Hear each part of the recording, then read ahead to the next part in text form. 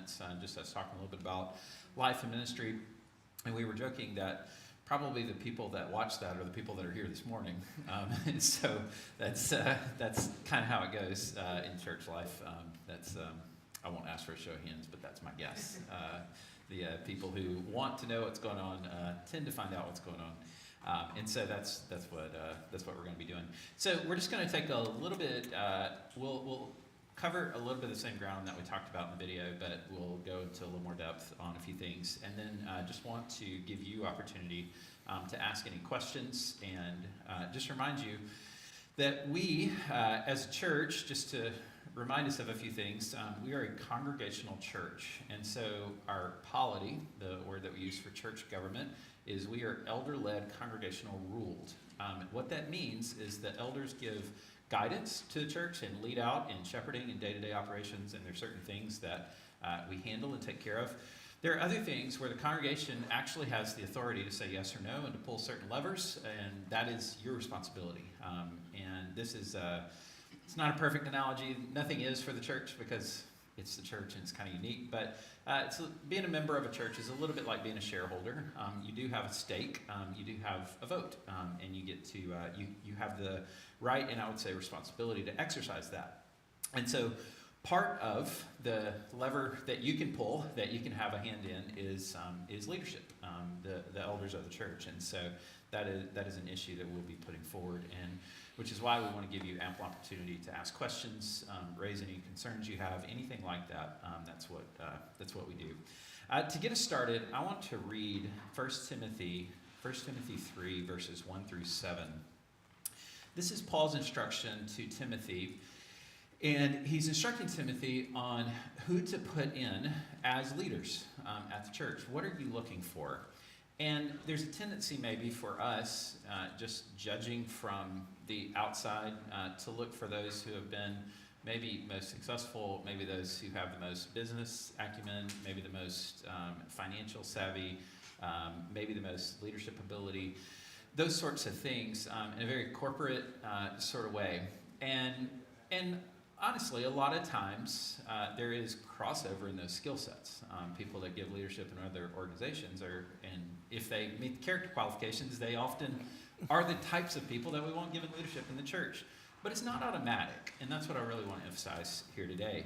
It's not automatic that would happen, because these character qualifications are largely, the qualifications are largely character qualifications, with the exception that the one who would be put in position of a pastor, elder, overseer, and I'm using those terms interchangeably. Typically, when we talk, in the American church at least, when we say pastor, we mean one that's vocationally a pastor. When we say elder, we mean one that's serving in a lay capacity, not getting paid by the church. Or as I heard the chairman of the elders at Grace Community Church when I was serving there in California, he said the biggest difference between a lay elder and our staff elders, he said, staff elders get paid for being good. He said, we're just good for nothing. And I always appreciated that little joke. There's no telling how many times he used that over his 30 years of eldering out there. So that is a distinction, but in terms of the office itself and the authority and the expectations, in terms of the character, there is no difference. An elder and a pastor are really one and the same. So let me read this. The saying is trustworthy. If anyone aspires to the office of overseer, he desires a noble task. Therefore, an overseer must be above reproach, the husband of one wife, sober-minded, self-controlled, respectable, hospitable, able to teach, not a drunkard, not violent, but gentle, not quarrelsome, not a lover of money. He must manage his own household well, with all dignity, keeping his children submissive. For if someone does not know how to manage his own household, how will he care for God's church? He must not be a recent convert, or he may become puffed up with conceit and fall into the condemnation of the devil. Moreover, he must be well thought of by outsiders, so that he may not fall into disgrace, into a snare of the devil. And it's a high bar for those who would serve God's church. And part of when I read this, even as an elder, you read that and it can be an intimidating list. And these are character qualities that should be present in all of our lives and increasing. But what we're saying when we're putting somebody forward is we're saying we see these things in them And we can, with good conscience, say, that do it like they do it. As the author of Hebrews says, notice your teachers, recognize those, and imitate their way of life. Live it like they live it. And so that's what we're looking for. And I think the other piece of this that is important, this is not a self-appointed thing. This is a congregation, a flock, a group coming around and saying, we see this in you. And so it's not just an introspective, I think that's me. It's other people coming around and affirming that in you. And so that's what we're here. That's why we're here to do that. So that was just a little bit of intro, what we're doing, why we're doing it the way that we're doing it, and what we see the office as being. So I'll kick it to Josh for a minute. Maybe let's start with just basic testimony, how you came to faith in Christ, what got you to here, that sort of thing. Yeah, so make sure. Yep, we're on. So just making sure that I was on, but I shared a lot of this in the video, but I'll kind of go into a little bit more detail there. Yeah, so I grew up in South Florida, just north of West Palm Beach, and when I was growing up, my mom always made sure that we were going to church. So I was always in church, but I was not going to church as a Christian. And so I was kind of a trouble child. Me and my younger brother caused a lot of havoc at the church, I would say. We, not to get into details, but we were like always in trouble at church. So it was not good. And then when I was 18, I was skateboarding and I broke my arm. And there were, not to go into all the details, but there were a number of circumstances where when that happened, like in that moment, I knew, like, okay, this is the Lord's doing. It was very, very clear to me because of just the succession of events that had occurred leading up to that moment. And so as soon as it happened, I looked down at my arm and said, yep, okay, that's broken. There's no question there. And rushed to the hospital, and my mom actually met us there. And in that moment, that's when I gave my life to the Lord. And I knew, I think I shared this in the video, I don't remember, but I knew in that moment also, like, my trajectory was going to have to change because I was coming out of more of like a party lifestyle, and my plan was to go to UNF so that I could surf and continue to party. The school was kind of secondary, but it was just getting to like Jacksonville, getting away from the home, the nest, so that I could have more freedom. And so when I became a Christian, I just knew, okay, everything's going to change. So I decided to go into a community college down there. So I did a community college for a couple of years. And then during that time, got a lot of mentorship, discipleship from pastors at our church. Decided at some level or another I wanted to pursue some sort of full-time ministry. I wasn't exactly sure what that would look like. So I ended up going to Moody Bible Institute. And they have a campus in Chicago in downtown that's very cool. I didn't go to that one. They had because it's in downtown Chicago, they have very limited space there. And so they have a campus in Spokane, Washington, of all places, because they do a flight aviation, and you can't do flight aviation in downtown Chicago, obviously. There's too much going on there for air traffic control. So they did that in Spokane, Washington. And then they started a whole campus out there for Bible majors, and so I was a pastoral major out there. Was in a really good church. Spent a couple years after I graduated just serving in the church. My wife and I got married during that time and decided it'd be really good for us to just stay in Spokane at the church there. I knew I wanted to go to seminary, but we were newlyweds and we were surrounded by a bunch of really good pastors, mentors, and we wanted to just stay there for a year or so. So ended up staying there for a couple years after graduating from Moody, and then transitioned over to Louisville to go to Southern Seminary and did a Master of Divinity there. Keep going? I don't know. Yeah, no, just... So finishing up at Southern, originally the plan was to continue education there, and then we found out that Amanda was pregnant. And being that I wanted to pursue pastoral ministry and pursuing further education was more of just a desire and not necessarily a necessity. You don't necessarily need more than a Master of Divinity to be a pastor. So I was like, I'm not trying to, extend this education too long. So I pulled out of that pursuit of the further education and went over into started candidating at a couple churches, ended up at a church in California, so Northern California outside of San Francisco. So we were there for 7 years. And I oversaw a few different things. I was brought on as our college pastor, and then I transitioned into our discipleship pastor. And so oversaw, it was kind of totally different setup, larger church. And so even though I was like the discipleship pastor, a lot of that title was pretty much just like supervision. So it was kind of more of a, corporate model. And so I oversaw some of the different staff members, but I kept doing college ministry. And then I was, collaborating on small groups, children's ministry, youth ministry, adult Sunday school, those sorts of things. Yeah, So, cool. I want to drill down on that. Yeah. A couple of kind of interesting points of contact. You ended up in Spokane with a group of pastors. I actually knew a lot of those guys. Yeah. Master seminary grads. I knew Bob De La Tour was out there, and Dan Jarms, and Yogi, Naresh, and a couple other guys. So we kind of found that out later, kind of interesting. And then we also found out we were actually in the same graduation together in 2017.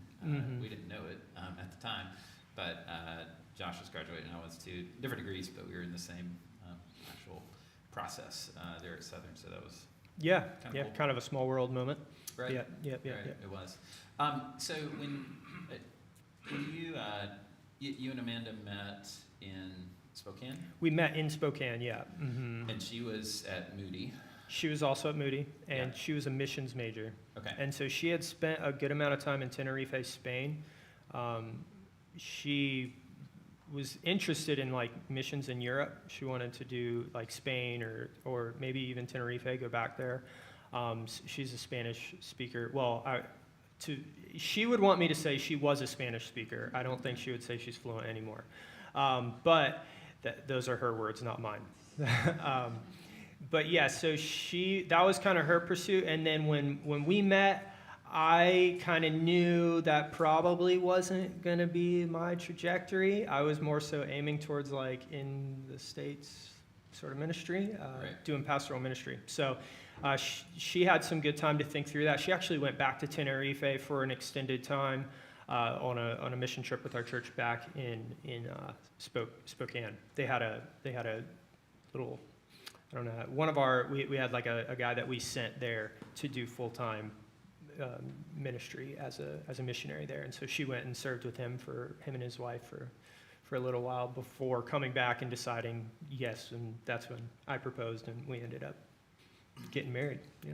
And Amanda being pregnant has been a theme over the last. Yes.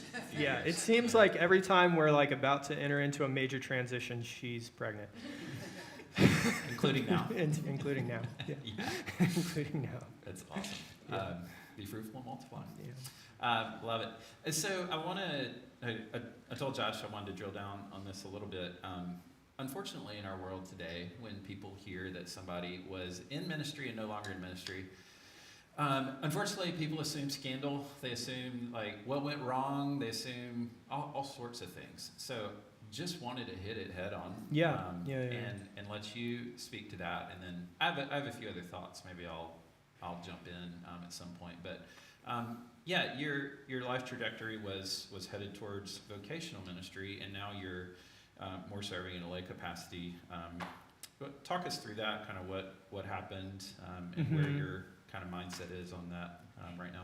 Yeah, so when I'll give a little bit of the backstory. When we went to California, to the church there in Brentwood, I was coming in to backfill our former college pastor and discipleship pastor because he was becoming the senior pastor. So there was this transition happening. I was coming in to kind of fill his shoes, if you will, and he was stepping into the senior role. And that happened right during COVID. There was a lot of, a lot of the stories you hear about California during COVID are true. Like everyone's leaving, there's California flight, all of that stuff is happening, especially being that we were in the Bay Area, like kind of the epicenter. Our county, it was in a collection of counties where we were like the first to shut down in the country, and they were, that was something that we found pride in, as an area, or yeah. I don't necessarily find pride in that personally, but that was like a big thing that we shut down before everybody else. And so California flight was a real thing. There's a lot of just tumult and, a lot of anxiety. And so we actually hit like a moment there during COVID where we were thinking about potentially leaving just because of a whole number of factors. And so I was kind of looking for other positions. And then as that was going on, we thought, we just want to be faithful here. And so I kind of drilled down and I decided, we're going to stay here. Amanda was on board with that. And then some things started to happen around 2023, I think is when what we found out was there was a guy on our staff who was involved in a scandal. He was in the high school and middle school ministry. He was a worship leader. Like he was in charge of like overseeing worship for like all of the youth. And there was like some stuff that came out with him where he was like, grooming some underage girls. There was church is still in lawsuits over this. It was a big deal. When it first came out, I thought like, okay, this could be bad, obviously. But my wife and I, we wanted to be there and to be like steady in the midst of all this and to be a resource. I was very close to this situation, so I knew a lot about it that others in the church did not know because it had actually happened like years ago and then it resurfaced kind of a deal. It was one of those situations.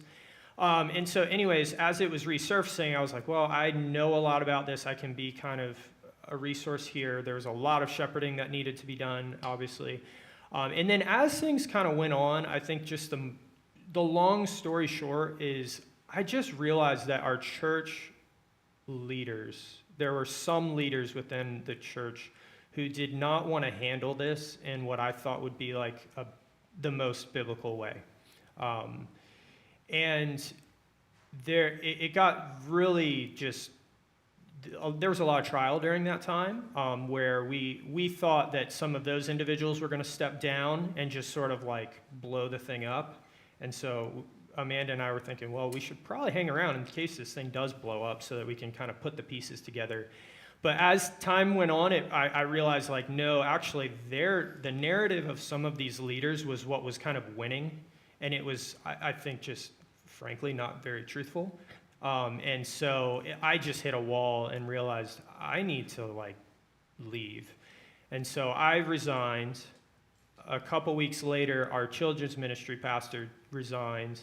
And then we had about 10 others resign. And so it was not necessarily a split, but as close to a split as you could get without it actually being a split. Because we didn't necessarily like leave and go start something new. We just all sort of backed away. And being that we were in the Bay Area of California, that's an expensive area, as you know. And so it wasn't something that we could like, hey, let's just hang out here while I try to find a new pastoral position somewhere in the country. I was like putting out applications and we were quickly realizing like, man, a lot of these churches are just moving really slow. And so it was like March and there was a couple of really promising roles, but they were looking to fill those roles in like October, December. We're like, what are we going to do? Just like hang out in San Francisco, like paying stupid amounts of money on everything and not have an income for the next 6 months? We're like, we can't do that. So And honestly, when I resigned, I kind of knew that this was a legitimate possibility that in resigning, I might not be like re-entering into ministry, at least like right away. There was a real sense in which I knew, man, if I resign, like I don't know how this is going to play out. And I knew that was such a reality that I actually called a few people that I knew, one being my older brother, and was like, hey, like if this goes down the way I think it's going to go down, I might need a job. And he was like, well, we have one for you if you need one. So anyways, that's ultimately, as things kind of played out, that's what brought us back here. So I'm working with my brother right now. And again, we kind of made the whole decision kind of eyes wide open, knowing like, hey, this could unfortunately be like a path out of vocational ministry, at least for the foreseeable future. Yeah. I know you guys may have some follow-up questions on that. I want to make a few comments just about the concept of vocational ministry in general.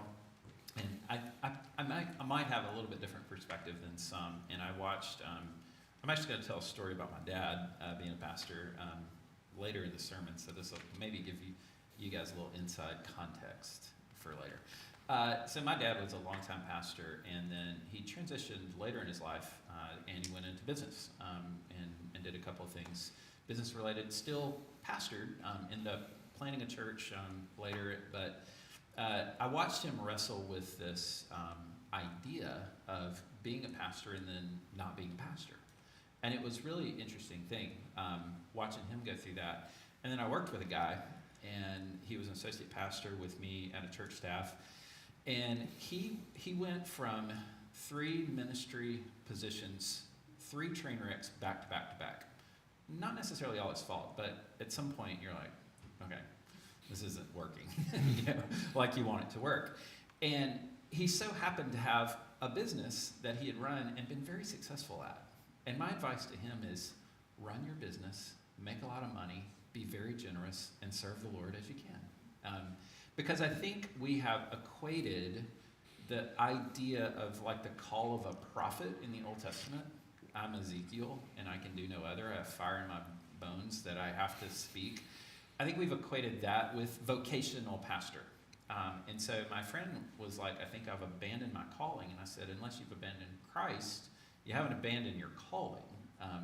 That's really the New Testament idea. So I think we have a little bit maybe of an artificial division in our thinking of being a pastor vocationally versus being an elder in a church. And like I said, intentionally at the beginning, I see these as the same. One is able to give more time to this because the church is able to support them. One is able to do it in addition to working, another job. But I don't see this as fundamentally different. I think we've probably created something there that doesn't necessarily stand up to biblical scrutiny, in my opinion. And I'm glad to field questions or talk about that more. I've been thinking about that a long time, and I could point you to a number of resources that I think support that as well. So that's that. Going back to like your role, well, let's just open it up there. Any questions for Josh about any of that? Yep. On that last one, I think in the video you referenced you would look forward to a shepherding role as an elder here. Yeah. Knowing you've got a large growing family. Yeah. Alan just mentioned the time distinction between lay elder and staff. Yeah. How do you visualize being able to shepherd in your circumstances today? Yeah, that's a really good question. So I think in a lot of ways over the last, Alan, you can speak maybe to this a little more, but in the last year or two, we've been kind of trying to, hey, let me pursue this and see how my time works out. So maybe 7 or 8, I forget, maybe last fall, I started attending elder meetings, helping out in the men's Bible study, like teaching the early one, not yours. I know you go to the 9, right? Of course. Yeah, so I go to the early one. So so being that I work, I would every once in a while fill in there, and then trying to help here on Sunday mornings with like equipping hour or preaching. Just in some ways, just feeling that out. Like, how does that work out?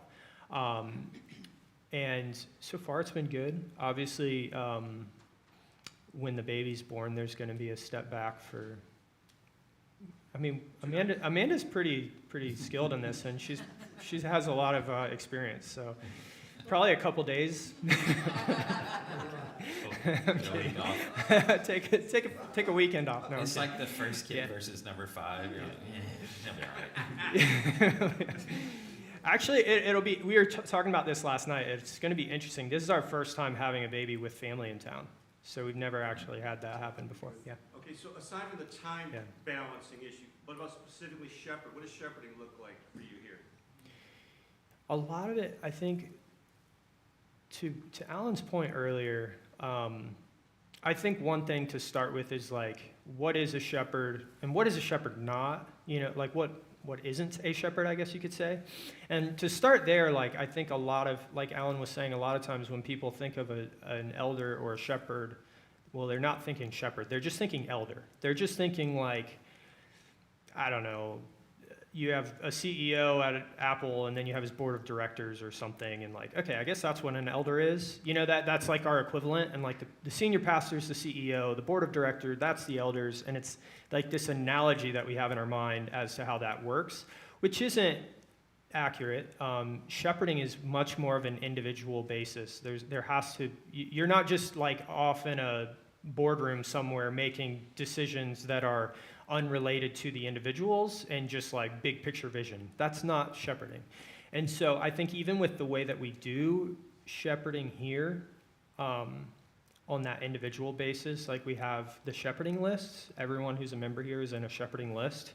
And I would imagine that would be, I think if you look at those lists, the full-time guys like Alan and David have a lot more people on their shepherding list than, you know, Brannon or, you know, Nathan, just due to like capacity, right? So I think there's going to be an easing into it where I'm not necessarily taking on a bunch of people who would be in my shepherding group overnight. It'd probably be much more organic. And then like, let's see what my capacity is. Because again, back to your original question, shepherding is, there's an individual basis. There's checking in with people. There's seeing how they're doing. There's counseling involved. Potentially leading a small group. There's different things where you have hands-on with people and you're caring for them and helping direct them. Yeah. Thanks. Yeah. Yeah, just one, I'll add a footnote on that. I think it's also I like what Mark Dever said. He said, somebody asked him, how do you find elders? He says, I look and see who's eldering. And I think that's a really good answer. And so that's how we think. And we're watching that. And, you know, you're meeting with people and reaching out. And so I think it's maybe more of what you're doing as opposed to doing a new, you know, type of thing. What you're doing in an official capacity. More Yeah. official capacity, yeah. Yeah. Have you done formal biblical counseling, and if so, in what areas have you had experience? Yeah, good question. College ministry, a lot of marriage, like newlyweds, a lot of that. But yes, I don't have any formal certifications, but I have done quite a few, you know, going through seminary, did some classes. I've done some different intensives. Actually, North Creek. There's a church in our area that had some biblical counseling training. I attended some of those conferences. Actually, our church in Spokane was like a hub for biblical counseling, so they had a whole like in-house program there as well. That was ACBC? ACBC. So I've done quite a bit of like training in the ACBC realm. Our church in California, I was actually on a team where we were starting a more or less biblical counseling program within our church. It was more so under the banner of CCEF, if you're familiar with that. There's a certification called ABC, which makes it really confusing because there's ACBC, there's ABC, there's CCEF. Anyways, CCEF is like their educational wing, where that's what they use to like educate, if you will. David Powelson is part of that. Paul Tripp has been a part of that. There's a number of bigger names. Jeremy Pierre has been a part of that. But then ABC is their certification wing. I'm not ABC certified. I haven't done that. I haven't done ACBC certification, but I've spent a lot of time doing counseling, all sorts of different things. Yeah. In a larger church, sometimes you end up just doing a lot. So some of it was, a good amount of just the hands-on stuff was young marrieds, because that's who were like in my midst. And then also just some, I say this lightly, trauma-related stuff too, different things, yeah. Is counseling something you enjoy? Yeah, absolutely. Yeah, I really enjoy it. And it is interesting because there's so many like soft skills and just like people skills. And that like relates a lot with really everything. Like my job now is just a lot of like interaction with people, and I've realized there's a ton of overlap. Yeah. Yeah, I could see that. Yeah. Yeah. I always laugh with our military folks. You guys all get together and y'all start talking in acronyms and stuff, and I don't know what you're saying. It's the same thing. Pastors have a version Same of that, thing. so we start throwing out names and acronyms Yeah. and things. So, yeah, just raise your hand if you need definition on any of those. Unlike the military folk, I don't always remember like what the acronyms stand for. Usually if you ask the military guys, they know what the acronyms stand for. I forget what, Yeah. what is CCEF, like Christian Counseling Christian Education Counseling Foundation? Foundation. Is that right? Yeah. Okay. Yeah. I don't remember ABC. You can make it up, and Yeah.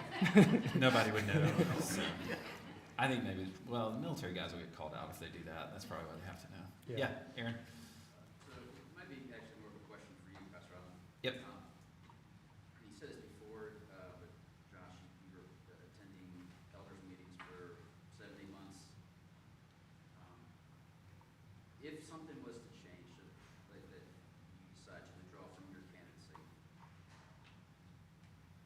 you were a part of meetings where there were very private conversations happening. There are a lot of things that we may have shared with elders, shared with the elder assigned to us. So is there maybe a better way to inform the church that, hey, we have a church member attending elders meetings? Because there might be things that we would want not shared Yep.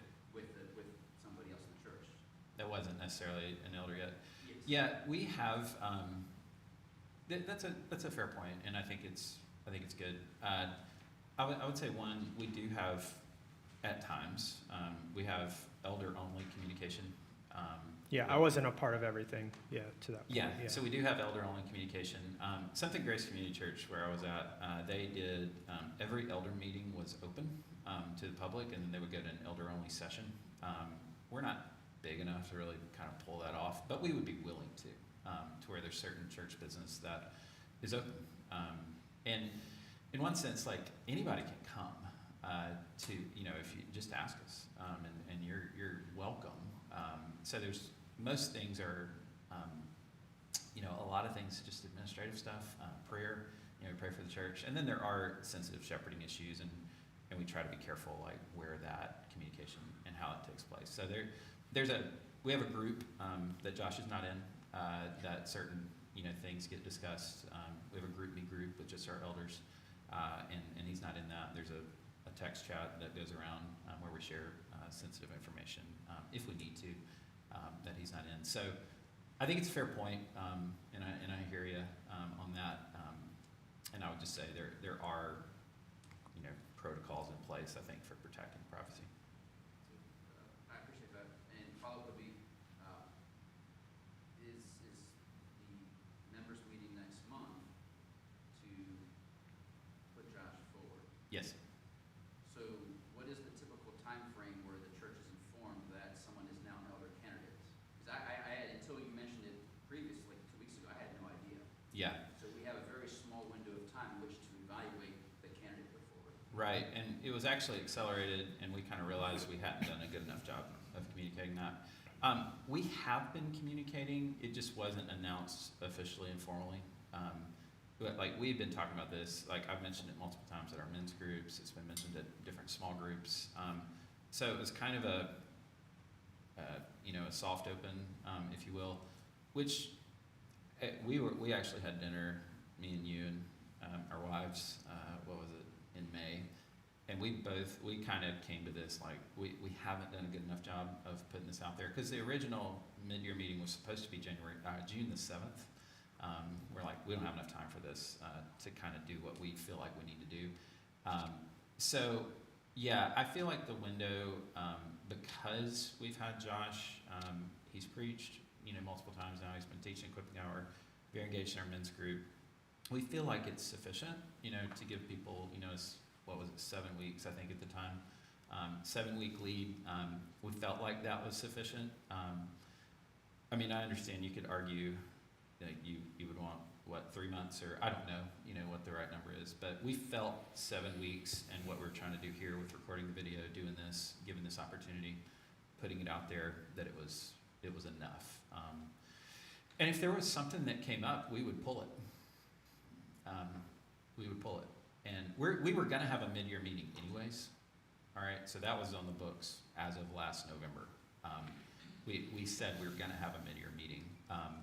We didn't even know exactly what we were going to do at the mid-year meeting. We just said we want to have another meeting that's not entirely focused on budget, that's focused more on direction and ministry and vision and things like that, kind of a summer update. So this just became what would be a part of that mid-year meeting. So does that help, Aaron? Okay. All right.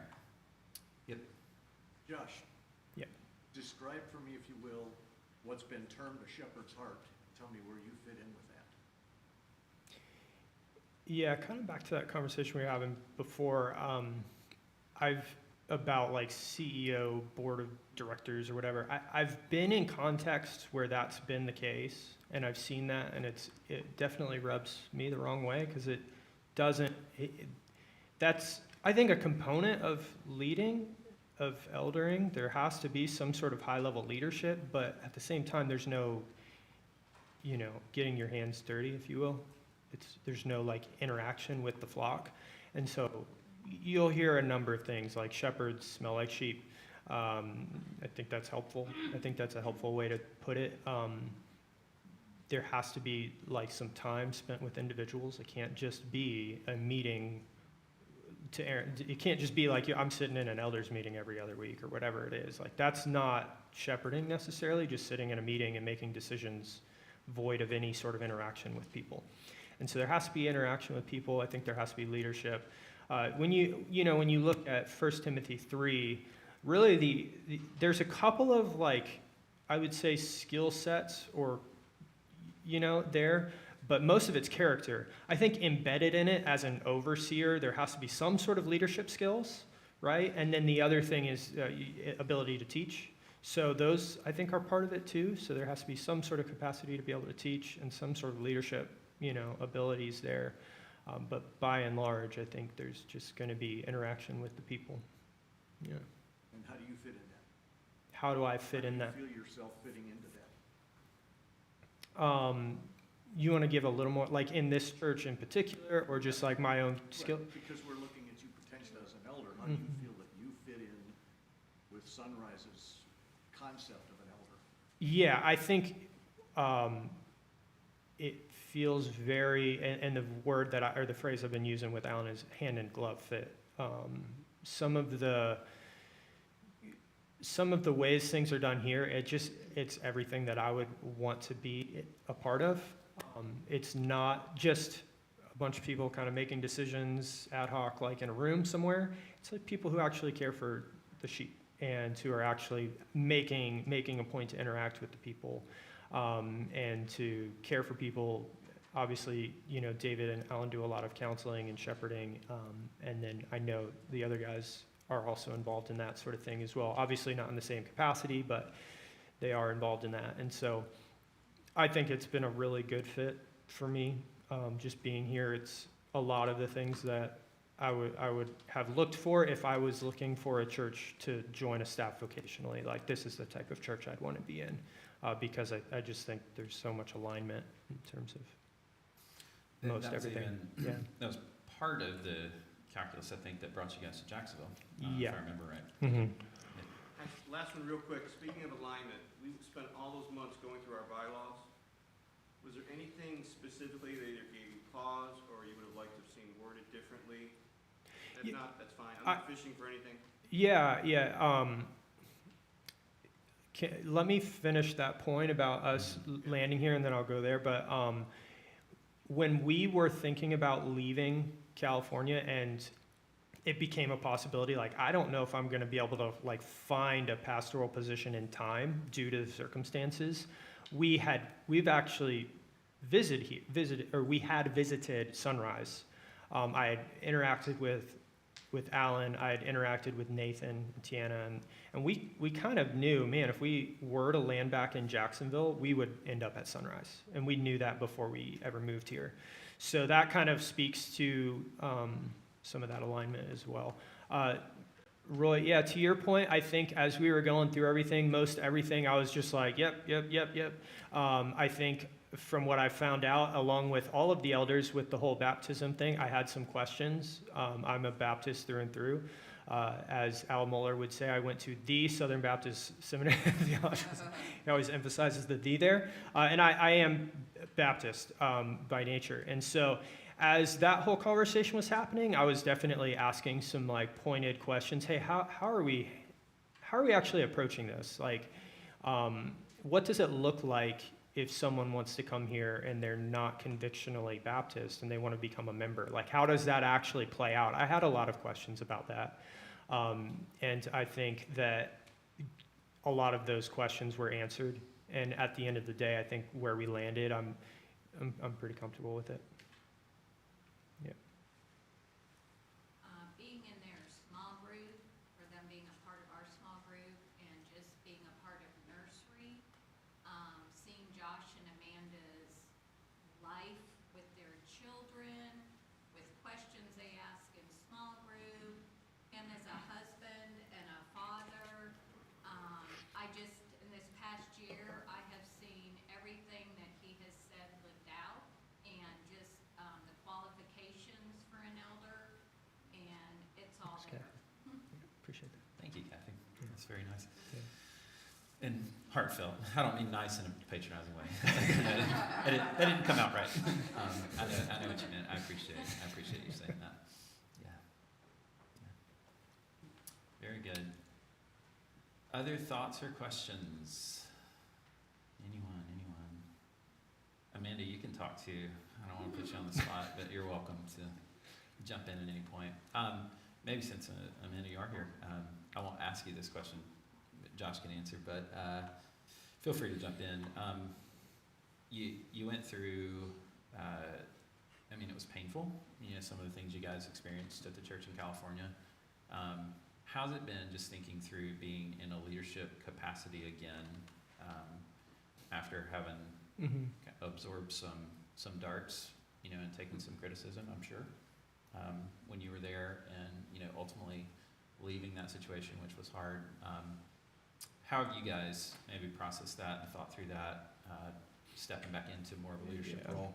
Different context. I think the size of the church is different, like different feel, but maybe a question people have.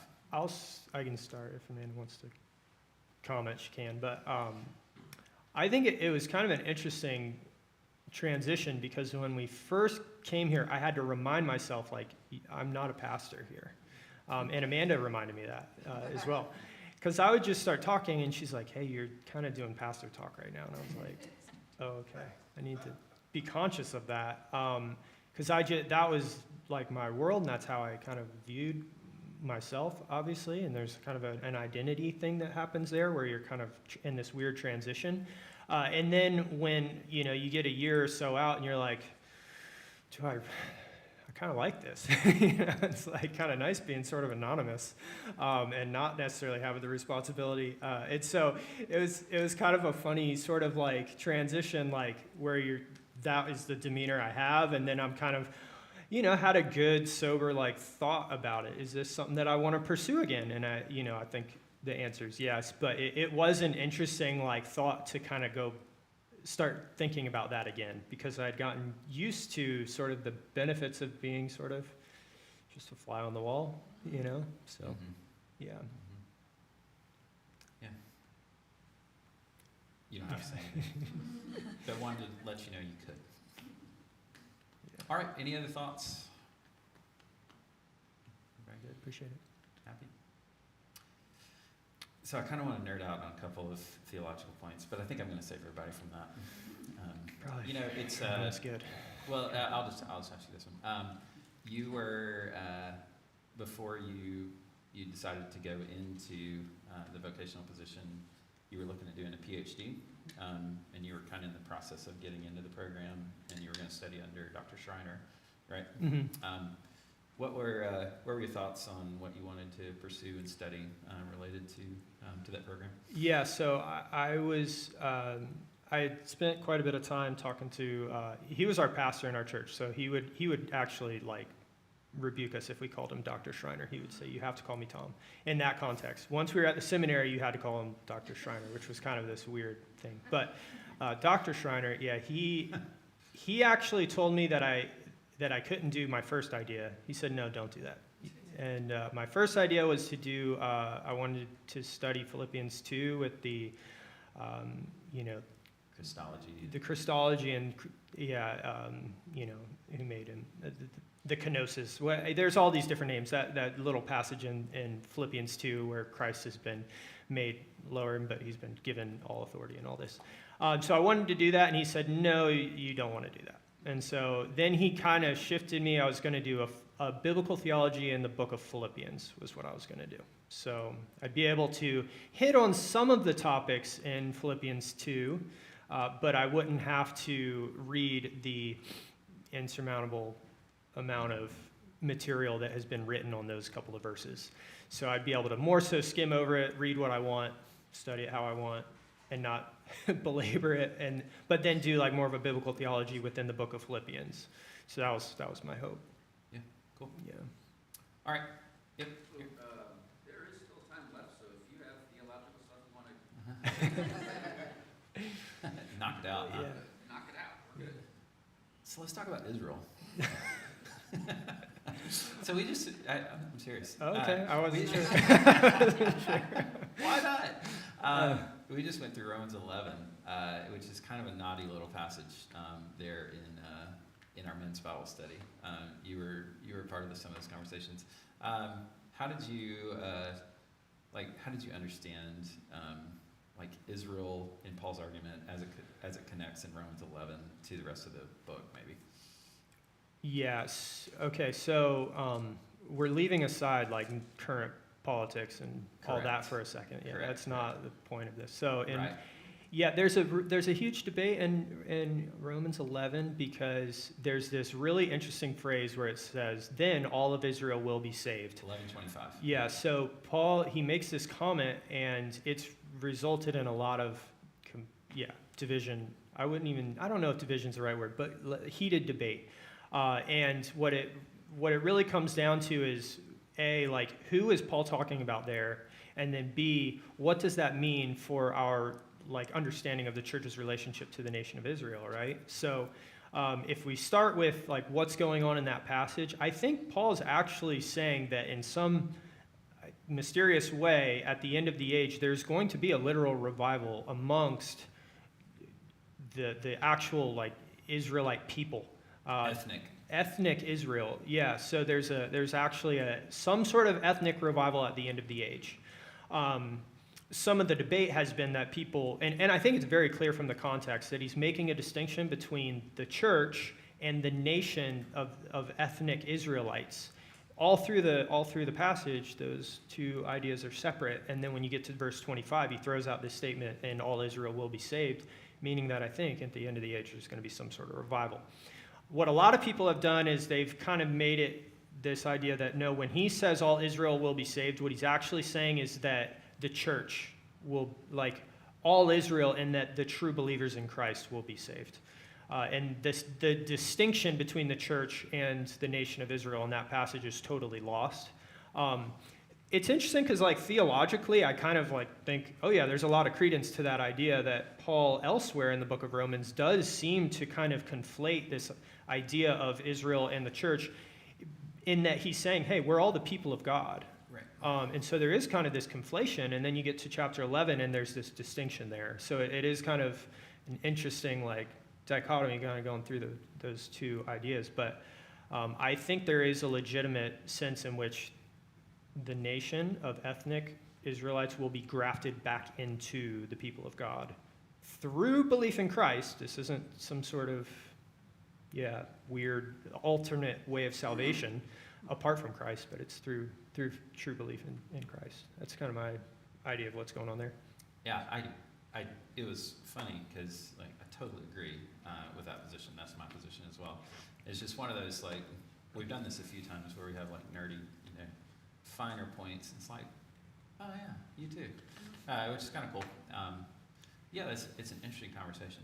And it's ultimately a barometer of like a lot of other things. Depending on how you answer that question, it often says a lot about all sorts of other things about your theology, which is interesting. Yeah, it does, and it becomes yeah, it does. It's like the Rorschach test, you know, the ink blot test, where you take a ink blot, smash it together, open it up.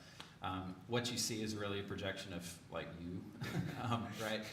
What you're thinking, and I feel like Romans 11 has become that, in some ways. It's like, just open it up. It's like, oh yeah, here's what I see. It's like, I think you just told me about a lot of other things and not Romans 11.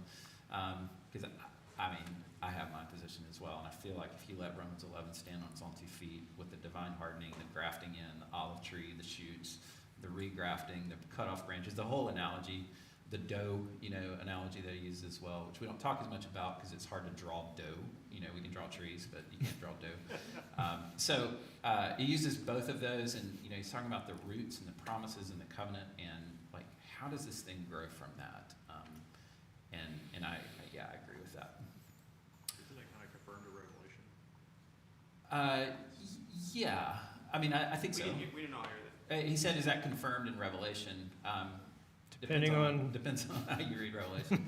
Depending on how you read Revelation and Romans 11. And A lot of Romans people 11. find confirmation bias in Revelation for their view of Romans 11, even if they differ from us. Right, which is right. So kinda weird.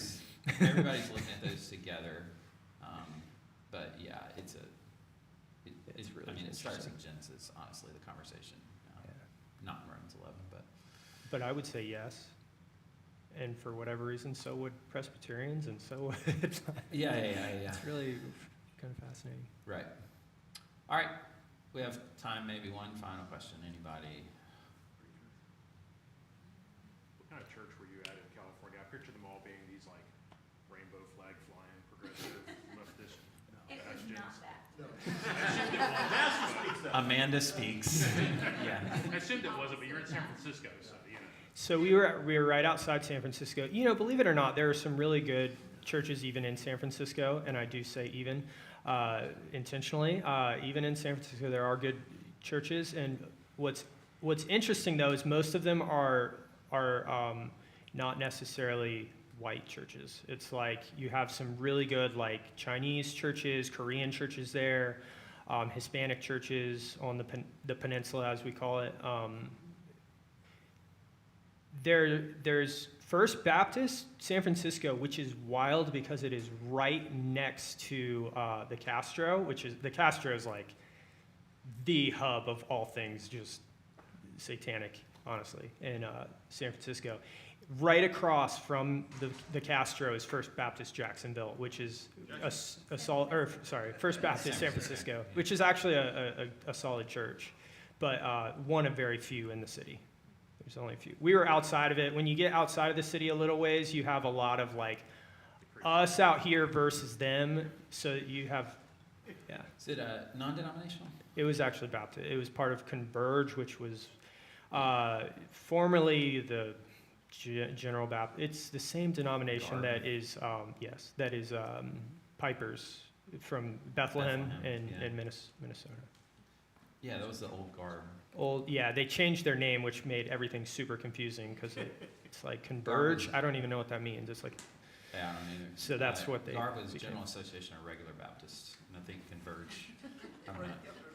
Back to the whole, Back to the whole acronym thing. thing. Yeah, there's a lot of streams of thought. It's Baptist. Well, it's Baptist. All right. Well, this has been helpful. I hope it's been helpful. Been helpful for me. Fun to think through some of the stuff. So let me pray for us, and we'll let you go. Lord, thank you for your work. Thank you that you're building your church, not just here, but you're building your church in California and Washington and Chicago and all other places as well. And you're building your church around the world, and we're grateful for that. We're grateful to be a part of that. So Lord, we ask you to give us wisdom as a church family as we move forward. We're excited with the prospect of bringing Josh onto our team officially. And we just see the gifts and character there. Thank you for his family and just the way that they serve you faithfully and set a good example to those that they're around. And we're grateful for that. Lord, you have us all on different treks, and we can't always predict the winds and the turns, but we we trust that your sovereign hand and your will is being played out